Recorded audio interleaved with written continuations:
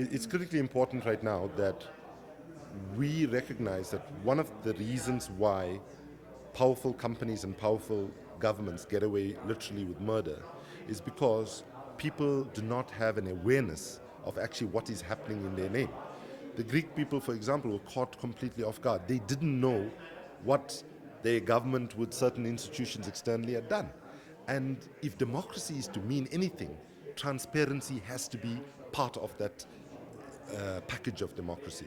So a film asking the question, who's supporting whom, who's bailing out whom, is critically important because, for example, as an African, right, I feel so frustrated sometimes when rich country governments talk about how they are helping us, how they are developing us, and so on, when in fact, when you look at actually capital flows, for every $1 of aid is going in, $8 is flowing out in terms of debt repayments, taking the profits of the multinational corporation. And we think that it is absolutely negligent of governments to basically give up so much of power to unelected financial institutions and allow them to actually shape the economic development path of their countries.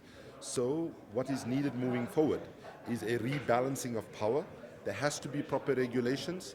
This logic that certain institutions are too big to fail, we must completely put that logic aside, and we need to move to a way where money must serve the interests of people rather than us becoming a slave of money for a handful of people who control the capital markets of the world.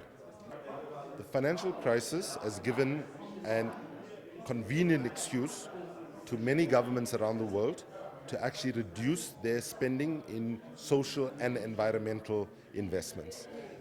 I have seen many examples in terms of environmental shrinkage of budgets. We've seen in Canada, for example, a country that used to be one of the most environmentally, one of the environmental champions of the world. It's today one of the worst environmental criminals in the world. But if you look at Canada and you look at how, in fact, public institutions have been that focus on the environment, their budgets have been cut, and so on. And we are seeing that even in European countries, and even countries that had plans to invest in clean, green, renewable technologies and so on, have just thrown those plans aside and have said, well, the financial crisis, we can't do it.